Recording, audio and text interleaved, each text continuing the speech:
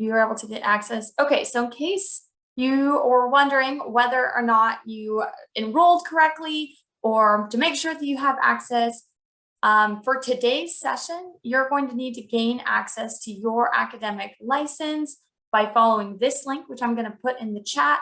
And then all you need is your UToronto email, and it should give you access. So we'll give it just a minute or two for you to be able to do that.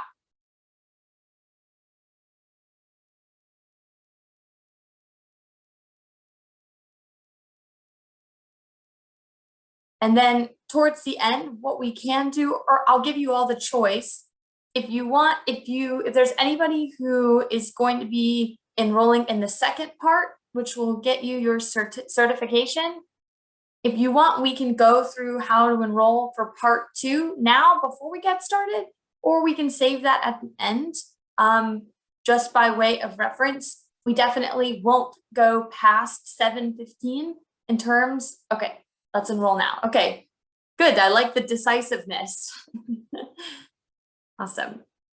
So let me pull up the other. Okay, so if you are going to be enrolling into the full course, then what you will need to do is do the exact same thing on this link here. So just to explain to everyone, the first link is what is going to give you access to the entire technology. The second link that I just sent, that's the /LMS, that's our entire training portal. So you will use both of these throughout this 2-part series in order to gain your certification. So you do need to have a login for both of them. Does anybody have any questions on that before we move on?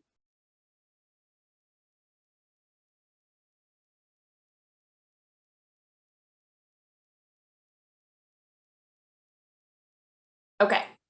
And if you do, you can always stop me, or at the end, we'll definitely go through it again together. If you need anything, we want to make sure that you guys are able to get your certification pretty painlessly.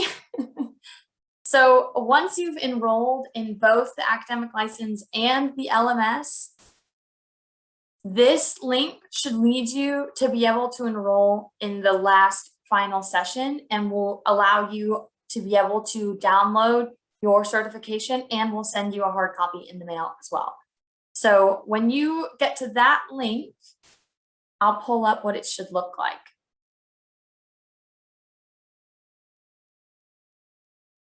So you should see something like this, and there will be 2 master classes. Do not enroll in the India one. I mean, you can, but it won't be your certificate that you earn. You want to enroll in the second one that has myself as one of the instructors. The only thing that this does for you is make sure that we have you on record so that we can get you your certification at the end, and it's a professional certification.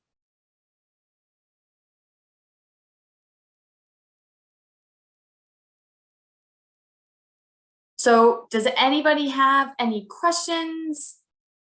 Is there anybody who's struggling who needs additional help?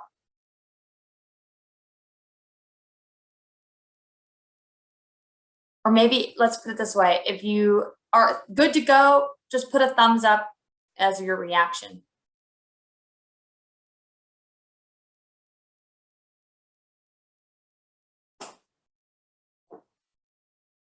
Okay, we're just waiting on a few more people. Or if you're not enrolling in the second part, so you don't need to do that, you can also just put your thumbs up.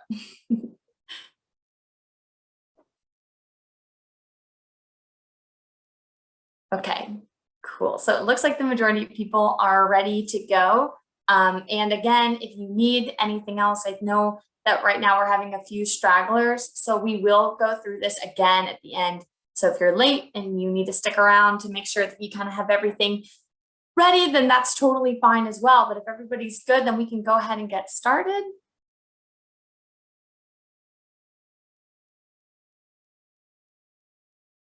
Okay. Awesome. So before we get going, can everybody see my screen okay? Nobody's having any trouble? Good. Okay, awesome. So again, yeah, thanks so much everybody for joining us. I'm glad we're all, oh, I think we have a few more people in the chat. Okay, we're also recording this session in case you need to look back on the steps. Awesome, thank you, Kira. Cool, very good. So, okay, so we're gonna go ahead and get started then. Again, thank you all so much for taking the time this afternoon. This is our part 1 of 2 of Introduction to Process Mining and Turning Data into Insights. We're also going to cover why process mining is so important and why this hard skills training is really, really relevant to all of you guys wherever you go next. So what you can expect out of the workshop agenda today, we're going to go through, there's 6 parts. We're going to fly through a little bit of background about Celonis. We're going to talk a little bit about the digital process world and why process mining is so, so, so important. Then we're going to actually teach you a brief introduction on how to process mine, which we'll do the more advanced functionalities in the second session that will be next week. Then we'll actually give you you'll give you the reins, the keys to the castle, and we'll actually do a technology deep dive. So we'll break you all out into breakout rooms. We'll give you some challenge questions, and I'll be hopping around from room to room, see how you're finding it, and really be able to put your thinking caps on. And hopefully by the end of today, you'll have a few hard skills training that you can take with you. So I just want to start off, with a little bit of a Celonis introduction. And I want to ask all of you, maybe show of hands, or if you, feel comfortable going off of mute, how many of you, be honest, how many of you have heard of Celonis before enrolling in this course?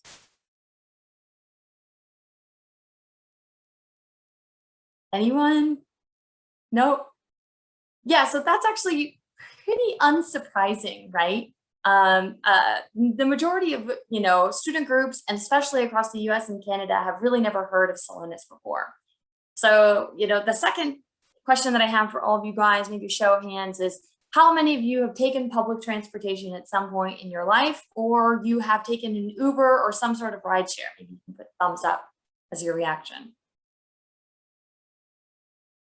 Okay, yeah, so the majority of you. Okay, how many of you at some point have ordered toiletries or some sort of household goods offline, maybe off of Amazon or something like that? Okay, yeah, more people. Good, yeah, definitely, right? And then finally, I think the majority of people can raise their hands for this. How many of you have had like a really terrible connecting flight and you almost missed your flight and you swore that you were like never gonna fly again because it was like such a bad experience? Okay, yeah, so some more. Yeah, exactly. Great. So if you are familiar with Celonis, but you have raised your hand for all of those, you have actually either been a direct customer of a company that uses process mining, or your life could have been made much easier by using process mining. So even though you may not be familiar with Celonis, the theories that we're going to go through today, you're going to feel really, really comfortable with them. So just to introduce ourselves, Celonis is the first ever company to commercialize process mining. So we were originally an academic field based out of the Netherlands in the 1990s. And we were founded in 2010 with the purpose of leveraging the field of process mining to transform business day-to-day operations. So today we have thousands of some of the world's largest companies are all across the globe using process mining to improve various areas of their businesses. And recently we were awarded the German President's Award, which is one of our highest accolades a German company can receive. We're on the Forbes Cloud 100 list. And even at the International Business Awards, we actually beat out some of those huge titans for world's most innovative company. So we're largely known as kind of Europe's largest and most watched unicorn, startup. But we're just under, around 3.5 billion euro evaluation. So we're kind of a behemoth in this space, right? So those are just a few examples of all of the different companies across industries that use process mining to improve the way they run and ultimately how they, interact with you, all of you. So I don't know how many of you are coming from engineering, or any of you guys coming from engineering, maybe raise your hand. Or maybe from business, or any of you guys from business, coming from more business sibling? Yep, okay, great. I don't know if we have any healthcare folks, but if there's anybody that does healthcare or maybe, biotech or something like that. So as you can see here, all these industries that you guys either are going to be researching on further in academia or entering into the workforce, all of these industries are using process mining. So Celonis is the largest, most closely watched company that you've literally never heard of, right? And that's because process mining itself, which is the core of our business, is this silent giant that's behind some of the world's biggest companies that are using it in their business processes. So today we'll be talking a lot about process mining. You'll be really sick of hearing the word process by the end of it. But in order to understand just how it came into the business world and the engineering world and why it's so consequential, we have to first understand just how huge of a role it plays in governing every single inch of our day-to-day functions, especially from the 1990s to the present. So, okay, bear with me. I know you're all master students, so you're brilliant and you don't need to do this, but we'll start, very basic building blocks, right? Everybody knows what a process is, right? And as you can see here, now, we're seeing that technology has evolved and advanced so quickly that our humans have digitized every single business process to the point that almost no business process is done entirely by hand. And even if it is done by hand, all of the records are kept digitally. So you think about, some of you may go into accounting, some of you may go into software management, some of you may go into logistics and supply chain, industrial engineering, some of you guys may go into HR or marketing. All of these use digital processes, right? And this is just one example of one department in, a company. You can see how many processes are all going on behind the scenes just to have the company stay afloat day to day. And then you think about all of you, all of us, we participate in processes every single day. And every piece of a process leaves a form of a record in what we call a digital footprint. So all of you guys, and myself included, we interact with businesses and leave digital footprints probably a dozen times a day. So we either signal that a piece of a process has been completed, or maybe the end of a process is done. So if you think about it, it's actually really easy, right? Every time I scan my credit card and get coffee, I know you guys do Tim Hortons, we do Starbucks here, you get the automated receipt. That's an example of leaving a digital footprint. Or when you have to call the help desk and there's those creepy robots that kind of redirect you over the phone, that's another example of a piece of a business process that's taking place. So the key problem, though, is that technology has evolved so fast and infiltrated everything. There are so many processes. But just looking at one footprint or talking to one customer gives corporations absolutely no insight as to whether or not they could be doing a better job, right? There's no insight into quality. There's no insight into finances or products or time, or they don't even know if they could be run better than how they're intended. So more efficient, cheaper, more environmentally friendly, more consumer friendly. All of these areas are really just left up to a guessing game. So that presents the most critical business case for process mining, and really the societal case for process mining. So think of it now, right? Only 10% of Fortune 500 companies from 1955 are still on the list today. Now, we can be skeptical and say that it could be, to a variety of reasons. So for example, I don't know how many of you have heard of Royal Maccabee before. Has anyone heard of Royal Maccabee? Okay, so in 1955, it was the #1 on Fortune 500 list, or it was in the top, certain percentage on the Fortune 500 list. But it was a typewriting company, so there was no way it was going to be able to stick around, right? But when we look at these statistics, we actually, as we dig in, we understand that the reason businesses and corporations aren't able to adjust is because they couldn't keep up with the largest technological change in the history of the world. And this trend is only just continuously happening, right? So digital processes has become one of, if not the biggest differentiator between business competitors today. And processes play a huge role in how the market actually perceives new ideas and new products. So if we look at the data over the last 50 years, we've actually witnessed with these technology waves that companies are leaning into, they see that technology can improve business execution, and they understand that that is the way of the future. So what we're seeing is this unprecedented digitalization of business processes. So for example, now yearly, companies will spend over $431 billion just on software and digitalization of their processes. And the average enterprise company now is using over 500 applications just to be able to run day to day. So we see, right, that time frame, how it's gone from the 1970s to the 2010s, how quickly now everything has, exploded.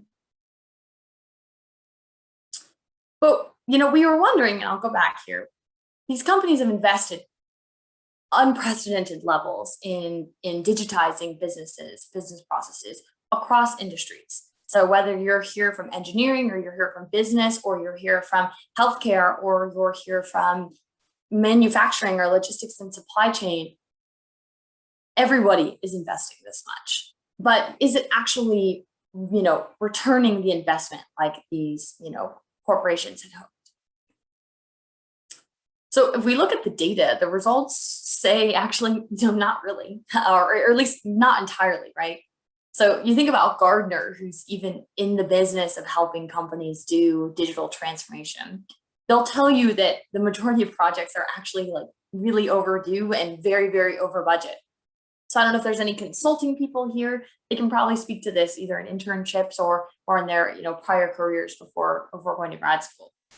And most importantly, the actual performance of our business processes, despite this heavy investment in digitalization, are just really, really not good. So what we call this at Celonis is the difference between, what can a company use with their maximum resources, what's the maximum efficiency in the output, versus what they're actually doing and their delivery. And we call this execution gaps.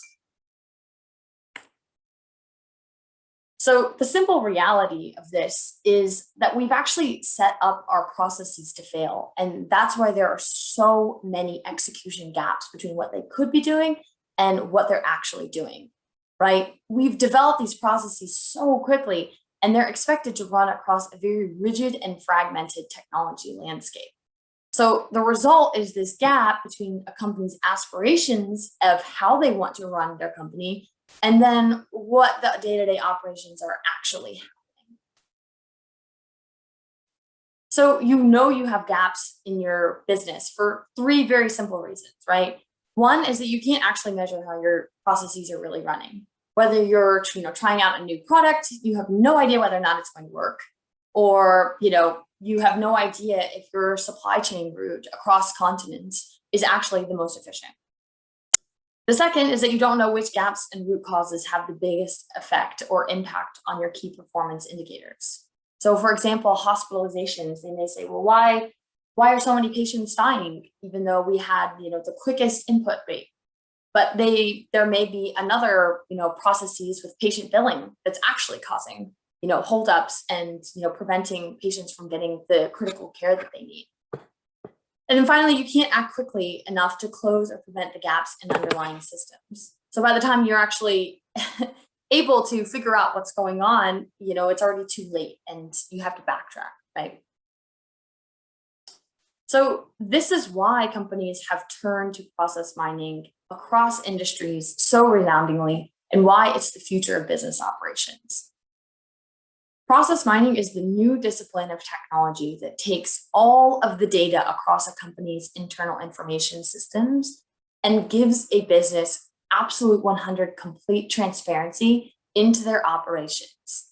So it allows them to maximize efficiency, it allows them to maximize effectiveness, but it also serves as a guide to decision making. This is absolutely crucial to the long-term and sustainable success of some of the largest companies in the world. So now we're going to actually get into how process mining works, right? So just to review, when you think about solving, traditional problems, again, whether it be in engineering or whether it be in research or whether it be in, consulting, you're going to be asking a bunch of questions and hypothesizing, going to people, getting conflicting stories, trying to figure out what's going on and trying to find that needle in the haystack, right? Or the sticking point, right? The answer to your problems. But with process mining, we kind of take that workflow and we flip it on its head, right? So with process mining, we are trying to see every single action and time of a process being carried out by piecing together all of those digital footprints that we talked about. And then we're recreating all of these processes that are happening across those hundreds of internal systems. And we're showing the digital twin recreation of how an intended process is actually being carried out. So think of it this way. Instead of looking for the needle solving of your problem, you're seeing the entire haystack. So this is how the actual workflow works. We have the discovery phase. This is where you're uploading all of your data from across your internal information systems. And using proprietary algorithms, then we're able to convert that data into the form of event logs.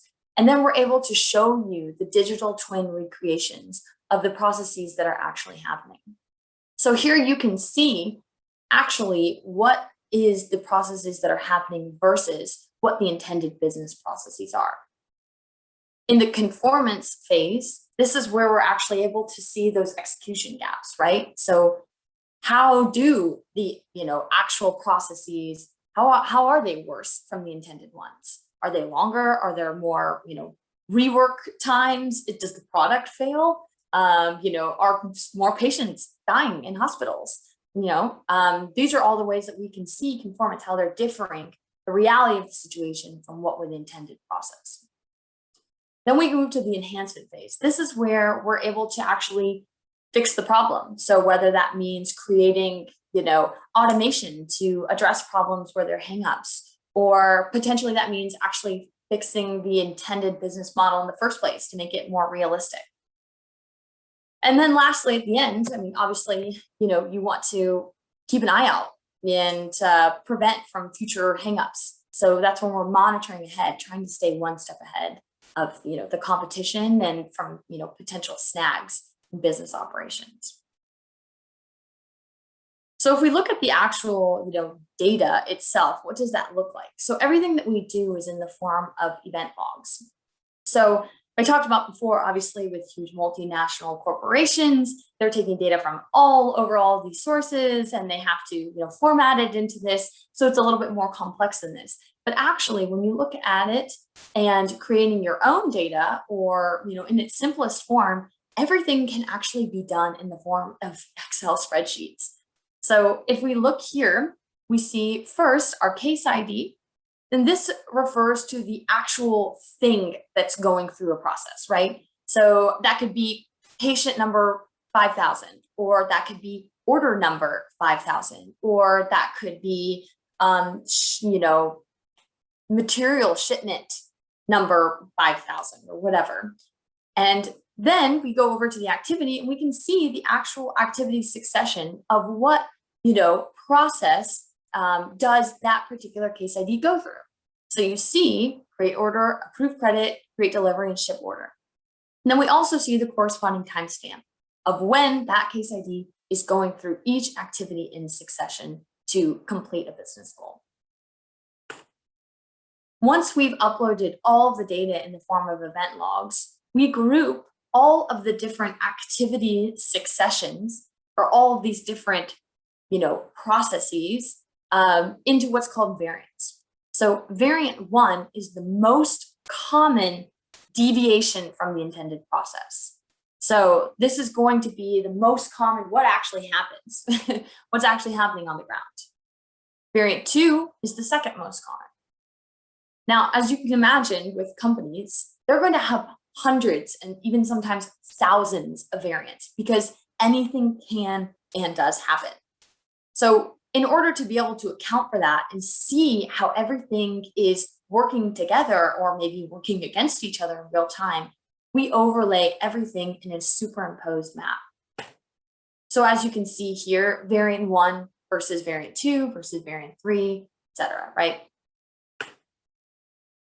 So if we look here again, this is just kind of flushing out that workflow, right? You have your data model, so you have your case ID, you have your activity, you have your timestamp, and then you have a corresponding case key. So this is where you can fill in anything and everything in between, right? So customer, price, location, what type of what type of customer were they serving? Was it a student, or was it a professor, or was it the Queen of England, or something like that? You get to see exactly what's going on. Then once you've uploaded your data, you're able to see the process model. And then from there, you're able to actually, drive insights and look at potential improvements. Now, I can't stress this enough with process mining is that you can use it for anything. And that's what makes it so appealing to almost every single company, because there is an application for it everywhere. So I'll give an example here. One of your very own University of Toronto professors, he is a process mining expert, and he used process mining to fix the Dublin, Ireland busing route, looking at all the data of the different, start and stop times and routes all over the city. Before I worked at Celonis a few years ago, I was actually working at Anheuser-Busch, and I was helping them track beer delivery. So how could we alleviate the number of beer bottles that were cracked from leaving the warehouse to arriving on site at the bar? And now, years later, I've come to find out that they're using process mining to actually solve that problem. Another example is that companies are actually using process mining now to help them become more carbon net neutral. One of these examples is actually the University of Toronto Sustainability Lab is exploring using process mining to help make them carbon neutral. So now we're going to actually go into the technology. I'm going to give you guys a brief overview of the tool, let you get your bearings, and then we're going to break you guys up into breakout groups and start giving you guys the challenge questions to kind of take a look. But before we go into that, I want to just open it up and see if anyone has any questions on like the theoretical applications of process mining. Does it make sense? The business case, etc.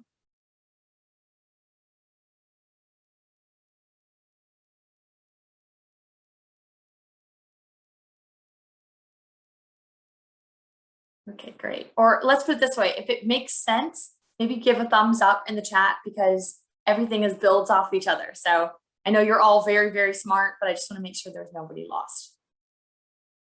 Okay, so one person did raise their hand. Is it Medavi? Do you have a question? Or was that just saying you're good? Oh, it was just me saying it was good, but I did a raise hand instead of a thumbs up. Sorry. Oh yeah, no worries. I just want to make sure we're not losing anybody. Okay, awesome. Well, then that works great. And what I'm going to do now is pull up my screen. So all of you guys should now have access to what I'm looking at here. So I'll give you just a few seconds to log into your academic license, and you should see the same workspace that I have pulled up here. If you don't, let me know. But once everybody's navigated to the workspace, if you could just give a thumbs up or just put in the chat, that works great.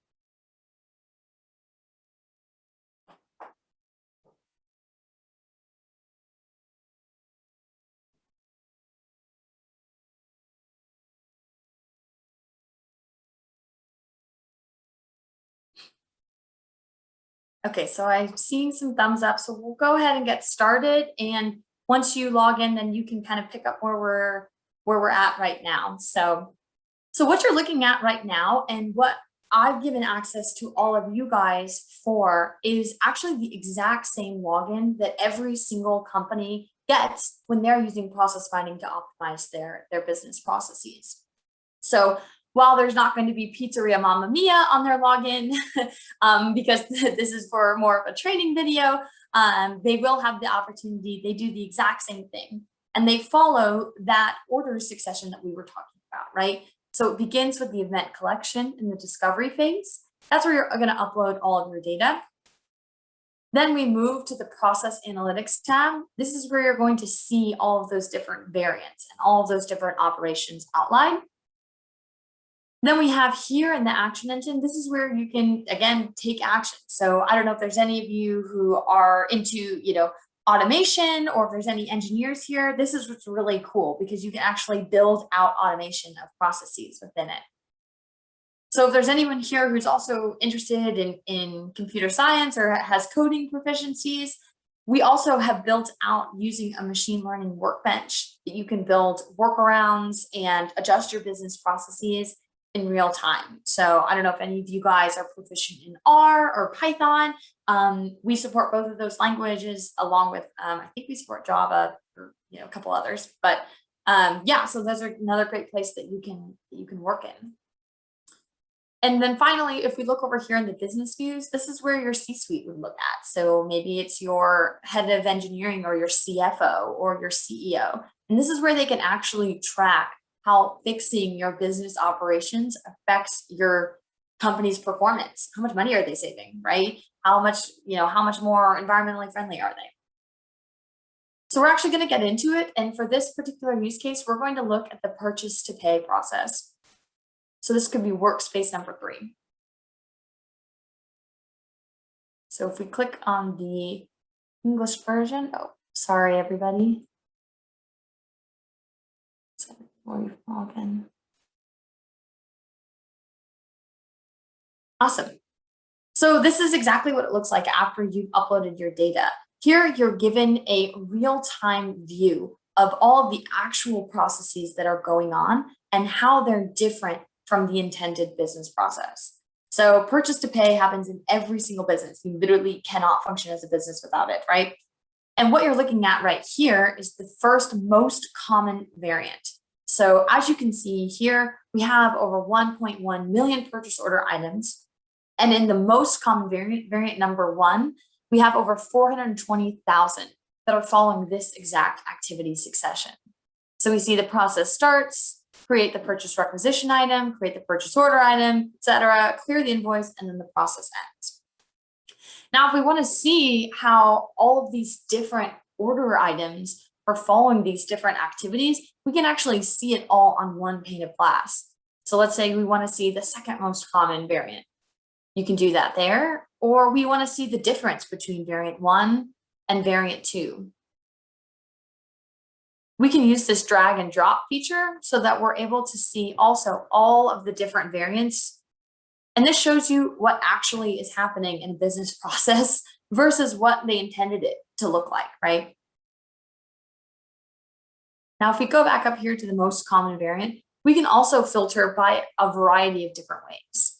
So if we move up here, you can filter by, activities. Let's say you only want to see, activities that have one specific step in them, or you only want to see activities where they have to go back after they messed up, or you only want to see activities that were shorter than a certain amount of time. You can do all of those here. Just to get into a little bit more of an overview, if we move to the overview tab, we can get kind of a macro view of how a business is functioning based off of this particular, operations overview. So we can see all the different vendors that they're interacting with. And let's say you want to see, what different operations are happening for that one vendor. You can filter that out right here. Now, let's say you want to look at the actual time of the month. You can filter that out here. And you can even look at the different, locations, right? So we have US versus Germany. How do their operations differ from each other? We can look at areas of inefficiency too. So what if there's a certain part of the step that could be 100% automated, but it's only 30% automated? It's a really easy, quick win for businesses to save money, right? So I'll give an example of that. With a customer, we had a accounts receivable process, and they were looking at days sales outstanding. And we noticed that if they just made a simple fix, they could save over $8.5 million a week. So this is the perfect example of just being able to have insights immediately. Over here, we can see rework. So how many times do the actions have to kind of be reworked or go back or they're incorrect?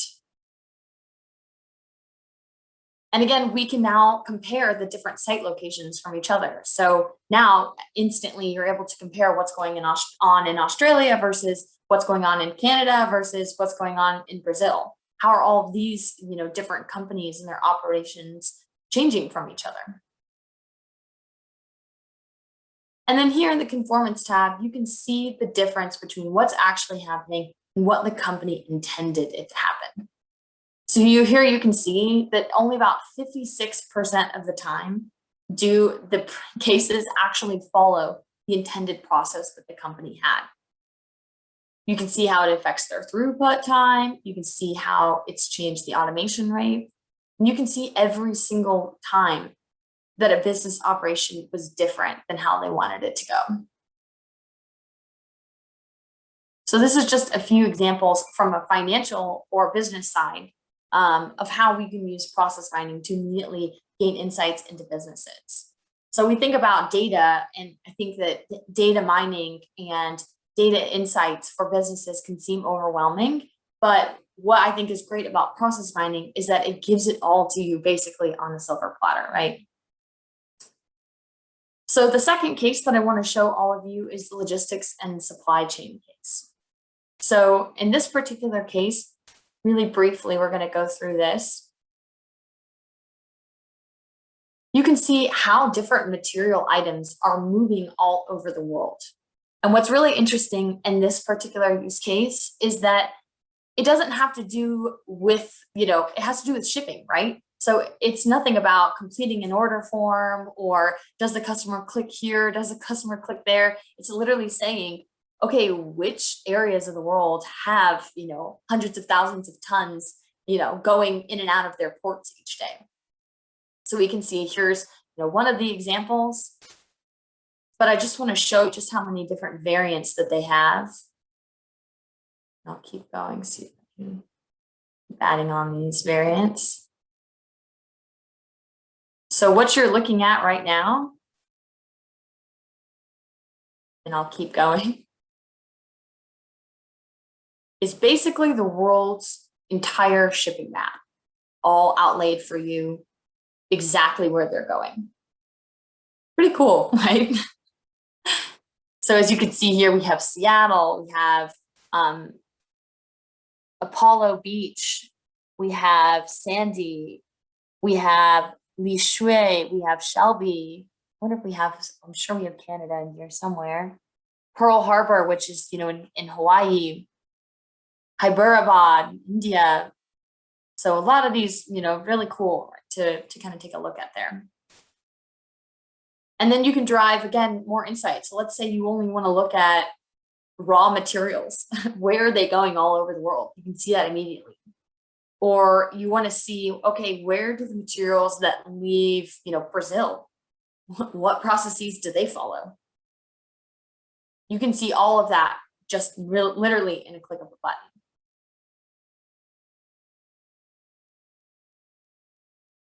So with that, I think I've given a pretty good explanation and overview of how to poke around in the tool.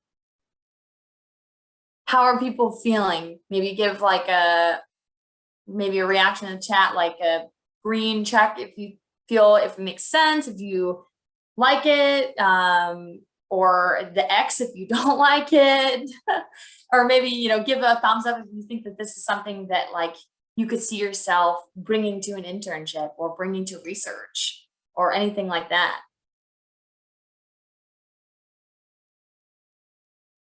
Awesome. Yeah, thank you. Thank you so much, Siddharth. I'm so glad you like it. Yeah, it's really fantastic. And what's super cool is that, again, you can use process mining for anything. So I'll give you an example. Alabama, University of Alabama, they went into their national championship American football game. And we used process mining to see how many points they could score if they optimized how they were running their routes with the ball. So you can literally use process mining for anything. So with that, we're going to get back to Nice. So now we're going to break you guys all out into breakout groups, and we have a couple of challenge questions for everybody to work through to kind of see how you're understanding the tool, if you feel like you can kind of work with the data, and kind of get more of a hands-on experience. So Kira, I don't know if you're okay with breaking everybody out into breakout groups, or I can do that as well. What do you think? Sure. Do you want to do that? Yeah, so let me see. So I'm going to put these questions, everybody, into the chat, but I'm going to put everybody into breakout rooms. So it looks like we have about 33 people. We're going to do 6 breakout groups. So there should be 5 to 6 participants per room. And we're going to give everybody about 12 minutes to work on this. And I'll put the questions in the chat. Great.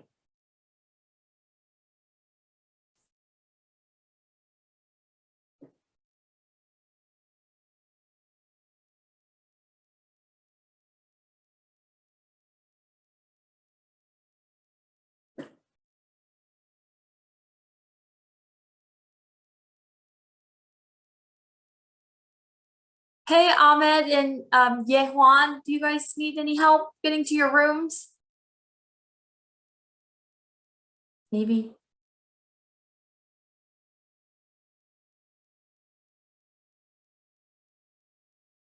All right.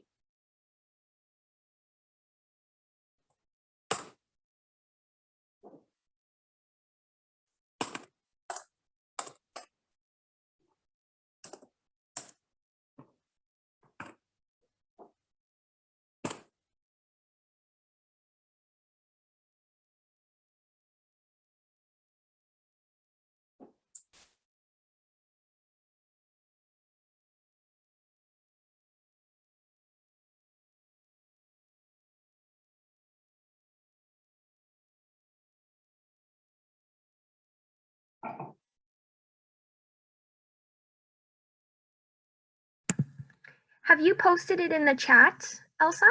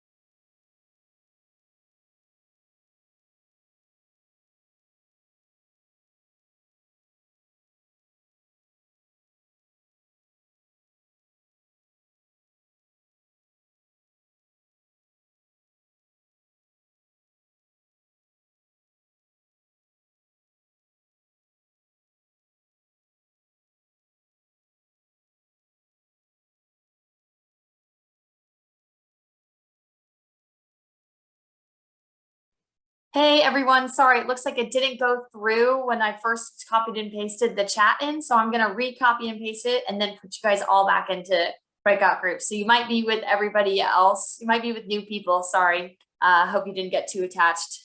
And if you did, I hope you know them anyway, so. Okay.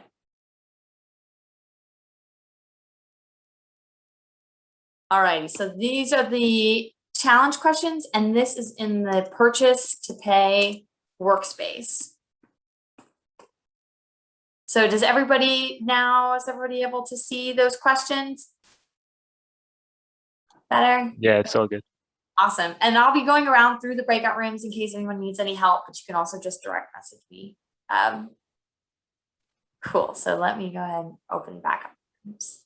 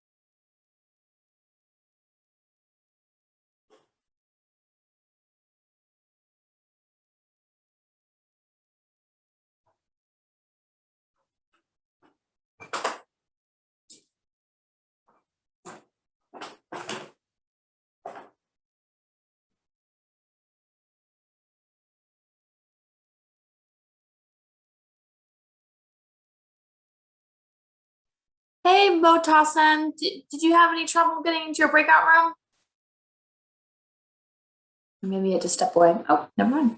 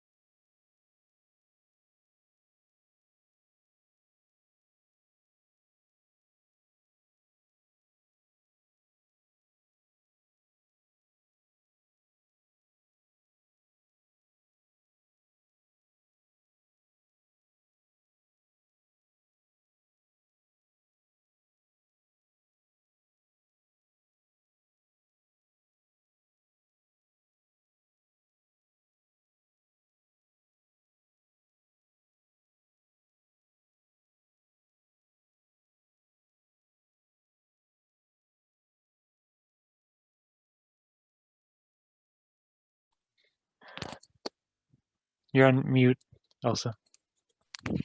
Thank you. Thanks. No worries. Okay, awesome. So great. So how did everybody find the questions that I kind of wanted you guys to work through? Did you find them easy? Did you find them hard? Did you find them like pertinent, not pertinent? Okay, so we got easy-ish. Okay, cool. What, anybody else? Yeah, they were good. I feel like we just had some time setting up like the software and getting like into the software, but I feel like once we started it, it was pretty okay. Awesome. Yeah, I'm so glad you guys found it pretty straightforward. And like I personally think that once you get the hang of it, it's like the easiest tool ever, and it's really useful with research and classic applications and things like that. Was there anybody who struggled with it at all? Or like it's okay if you weren't? Was there anyone who was like, I was totally lost? We had a bit of trouble in the beginning with question 2 because it was just trying to figure out what it was asking and where to find the information. But after that, we figured it out. It was really nice having multiple pairs of eyes and kind of experimenting. Awesome. Yeah, definitely. Yeah, so it can be a little bit confusing. And what I can do after today is in the follow-up, send you guys an explanation on what, how we find each of these. And if you decide to opt into the part 2, the whole entire part 2 of this masterclass will be in the tool, being able to be in breakout rooms and kind of going through cases. And you'll also learn how to build out the workshops, the workspaces for yourself. So you'll get to create your own analyses in whatever area of study that you're most interested in, which is pretty cool. So awesome. Well, what we're kind of nearing towards the end of our time, it's around 7:10. So what I wanted to give you guys the choice on is we can either talk through some business case studies if that's what you want. We can go through the questions if you guys would like to do that, or we can do Q&A. What's it like to work at Celonis? You know, are we, you know, talk recruiting and every talent acquisition and everything in between. So I want to make this time valuable to all of you. So, you know, does anyone have a preference there? Business case studies. Case studies could be interesting. Okay. Yeah, definitely. So I'll go ahead and reshare my screen then. Business case studies. Great. Awesome. So what I want to talk through then now is some of the different examples of case studies of businesses that use this. So I don't know, thumbs up. So when I was at University of Victoria, they said that they didn't use Uber. So I'm curious, do y'all in Toronto, do people use ride shares? Do you guys use Uber at all? Yes, okay, cool. And they tried to tell me that they were the better coast. I'm not true. But awesome. So this is a classic use case. So this is one of our largest deployments that we did globally. And it has to do from like a customer service standpoint. So as all of you guys know, if you've ever hailed a ride from a rideshare app or a cab app or anything like that, it seems like it takes them forever to get to you. And so what Uber was having trouble with was hundreds of thousands of customers were filing all of these complaints, but they weren't being able to get resolved within the app. And the drivers were taking forever to be able to get to the customers and be able to actually pick them up on time. So we used process mining to streamline their ticketing system and also be able to help streamline their routing system, which allowed the customers or the riders the quicker access to cars. And also if something went wrong, like someone threw up in the back seat or something like that, quicker turnaround time to be able to get compensation back or something like that. So what I'd be curious to hear from you guys is, you know, how do you find the classic, you know, Uber now? Do you find it like easy to manage, or have you noticed that it's gotten better over the years or anything like that? Maybe, maybe not. Awesome. So while we're kind of all just sitting here, another example of a case study that I find is really interesting is Celonis actually this year with the pandemic was the first company ever to release a public app that was open to any company that wanted to use it. And what it did was use process mining to streamline the rollout of all of the COVID-19 vaccinations. So it allowed hospitals, local community groups, you know, pharmaceutical companies and transportation companies to actually work together, streamline their operations, and then enable like one of the fastest rollouts of vaccine distribution across the United States. So which I'm really excited about that because it's a really cool example of using process mining in the actual like community setting. So I think we have a couple people. I don't use Uber much, but it's nice when I get Uber Eats gift cards. Yes, definitely. So this also applies to that as well. So if you've ever ordered from Uber Eats or something like that, then that's a perfect example of being able to actually get your food on time before it gets cold and you know, it's like half, you know, falling off of your front doorstep or something like that. But yeah, that's exactly right with the applicability of vaccine rollout. And we have a group of academics right now who are studying currently patient input and output time in hospitals. And I think that this is really interesting because it actually follows the operations of a hospital from when a patient is admitted to when they go home, you know, better, right? And what they're looking at is how they can optimize their processes, not just to cut down on hospital costs or not just to cut down on patient costs, but also to make the patient get better quicker, which I think is a really interesting way that you can use process mining to do that. So that's another example that I think is really, really cool. And then of course you have your traditional, accounting and financial disciplines. So for example, anyone who's interested in accounting and auditing, and they have to go back in and look at due diligence for financial records for people, then this is a very easy way that you can use process mining to do that. So, and then in a previous role before I started working at Celonis, I worked in the cybersecurity industry. And in the cybersecurity industry right now, they're looking at process mining. They're using process mining to look at what are the most efficient steps to stop a hacker from infiltrating a computer network. So they say, okay, from the time that someone has infiltrated a company's firewall to them stealing valuable company information or potentially robbing a company, how can we optimize that operation to make it more fruitful for us? So I think someone raised their hand. And have you faced situations in which the customer doesn't have the info in digital formats? Instead, they have paper archives or reports. Yeah, so that's an excellent question. So I'll be really honest with you, it's a huge pain in the butt.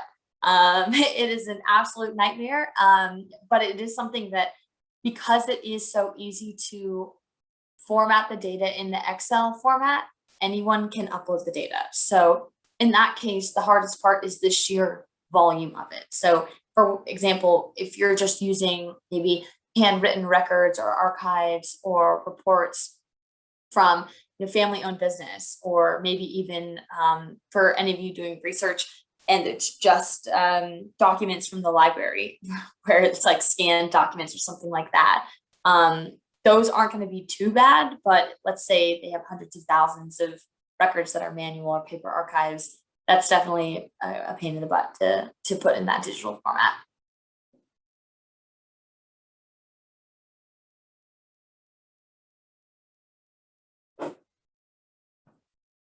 Okay, so we have one more. In the past, I've created databases starting from those archives. So just wondering, yeah, so if you have databases from the archives, I bet you that you could figure out a way to connect them to the Celonis base. So we have over 600 connectors to different digital formats. And I bet you we have that kind of archive formatting. So if that's something that you're ever interested in taking a look at, I'd be happy to talk with you about it, or brainstorm together. So okay, so we had two people raise their hand, Brennan and Benjamin. I don't know which one wants to go first. I just had a question about the vaccine rollout. Yeah. For a case study such as that, where it's more of an upstream optimization because the process really isn't developed yet, what strategies do you use to determine all of your process variants? Yeah, so that's an excellent question. So what I would imagine, I haven't particularly gotten into the roots of the app, but the key stakeholders that would be involved would probably include their process map as like what their goal would be. So like what would be the goal process that would get the vaccine to the not consumer, but to the citizen fastest. And that's the process map that they would upload. And then as they're actually rolling it out, they can see where the roadblocks are, whether it be, state or provincial, roadblocks or legislation that prevents them going across county lines or something like that. So you're right. It would probably have to be looking more at where there are hangups in real time than where there was like mess ups in the past. Does that answer your question? Yeah. More of like an ongoing sort of thing. Shoot for the best and then deal with things as you start to figure them out. Exactly. And with this, I think what's really important is that it provides a road model for, future vaccine rollouts or large logistics that involve multiple stakeholders across government and private lines. In the future, we can use this as a model to learn from. Awesome. I think Benjamin, you still have your hand up. You want to go next? Yeah, I wanted to ask if you have any case studies for how Celonis has maybe helped in maybe a lower income or middle income country? Yeah, absolutely. That's a fantastic question, actually, and it's something that we're really, really passionate about. So we can look at microeconomic investments and the efficacy of those using process mining. This doesn't obviously particularly pertain to lower income countries, but in terms of like more global or multiple countries involved. One thing that I think is really powerful right now is we're using process mining to actually look at the global human trafficking scheme and use it to be able to see where, shipments of, enslaved workers are going to be going next and be able to do busts. So I'm really actually proud of two of my academic partners who have been working on using process mining and human trafficking together. And they were able to bust like 20 plus human traffickers a couple weeks ago. So that's an example of societal, but in terms of lower income neighborhoods and lower income countries, I can definitely send along some case studies that some of my colleagues are working on if that's something of interest to you. Maybe next week after the class. Yeah, I can bring it to class. That's a great idea. Yeah, thank you. Yeah, of course. Awesome. So I'm going to go ahead and stop sharing my screen because I know we're kind of getting up to the end here. So if it works for everybody, I can just kind of open it up for questions, any and all questions. And then, if people need to jump, then they can. But otherwise, I know Kira will be sending a follow-up email on just making sure everyone's good for the second class. I know we had some people who came late, so, we'll make sure we get through that. But so I know two people asked, may I know how much investment is required to keep it sustained for a small business over a year and how it varies over different localities? And then we also got how is it working at Celonis? So I'll answer the second one first and then talk about working at Celonis. Do you mean investment in the software Celonis, or can you elaborate on that?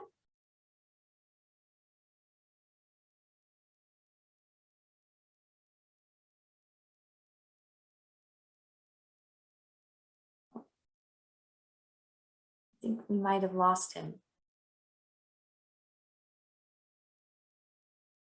Well, to answer your question on how much is required to keep it sustained for a small business over a year, if you mean like investing in the Celonis technology, working with small business is something that we really pride ourselves on doing.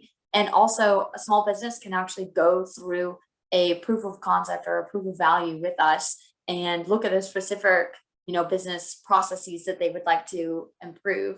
And actually, it's really great that you asked this because in our second class next week, our case study that we will be doing our deep dive heavy into the technical into the tool is evaluating a local business and how to improve their operations. So stay tuned because we'll definitely go through that and how they can optimize their processes.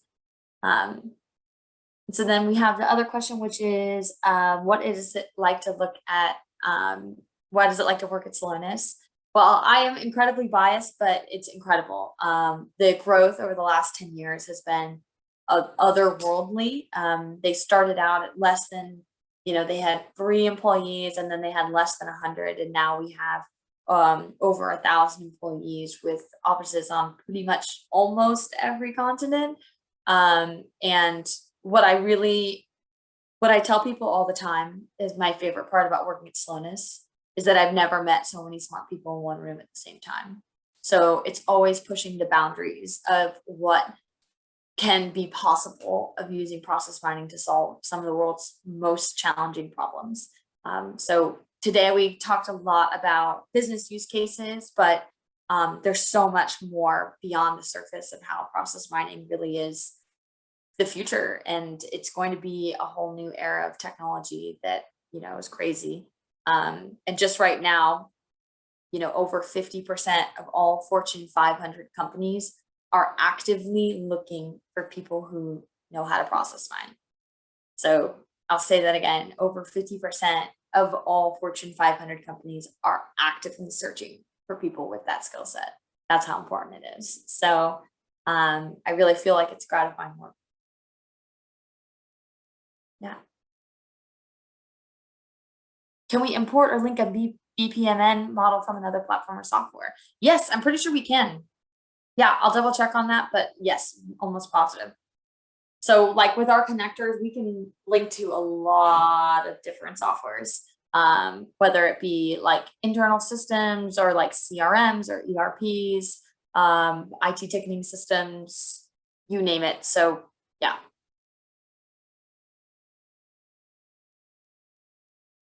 And we can connect to cloud-based or on-prem also. So.